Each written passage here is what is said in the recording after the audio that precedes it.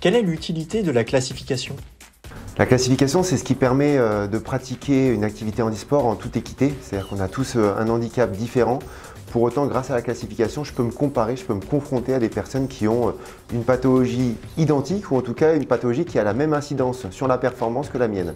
Donc grâce à la classification, je me retrouve dans une situation d'équité où je peux me challenger, me défier et voir par rapport à des gens similaires à moi, quelle valeur sportive j'ai. Mais si je rentre dans le mouvement, est-ce que je dois obligatoirement me faire classifier?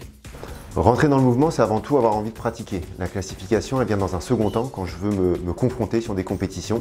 Là, il faut que je passe par la classification parce que le classement, les comparaisons, la confrontation va naître de la classe dans laquelle j'évolue.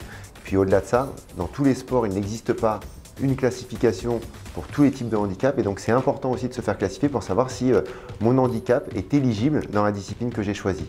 Donc pour entrer dans le mouvement, aucun problème, n'hésitez pas, poussez la porte des clubs, pas besoin de classification, ça viendra dans un second temps et à ce moment-là, place à la compétition. Et comment on devient classificateur? Le parcours pour être classificateur, il est multiple, déjà en fonction du type de classificateur que vous souhaitez être. Est-ce que je suis un classificateur médical? Est-ce que je suis un classificateur technique? Pour la classification médicale, c'est des médecins, des kinés, voire des ergothérapeutes qui peuvent passer la formation de classificateur. Et pour le côté technique, c'est des entraîneurs ou des anciens sportifs de haut niveau reconvertis en classificateurs parce qu'ils ont l'expérience de l'incidence du handicap sur la pratique.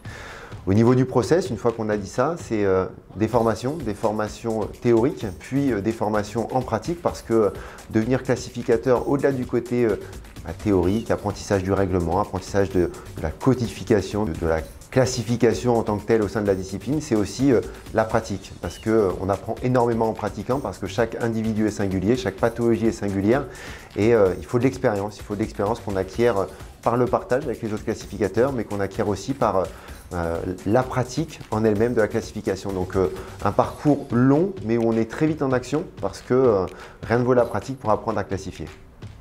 Mais aussi, quand et où peut-on se faire classifier? La classification, elle se fait de différentes manières et sur différents lieux. Dans certains sports, on se fait classifier parfois sur dossier dans un premier temps.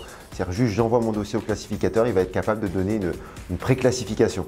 La classification nationale, sinon, elle se situe soit en amont des championnats de France, soit sur des sessions dédiées à la classification. C'est-à-dire je viens vraiment pour obtenir ma classification. Soit elle se fait parfois dans des clubs, dans des comités régionaux, sur des JAP régionaux, sur des JAP nationaux, sur des événements qui sont portés par la fédération. Et là, je viens me faire classifier en même temps que je fais un stage ou je viens me faire classifier en même temps que je fais une compétition régionale.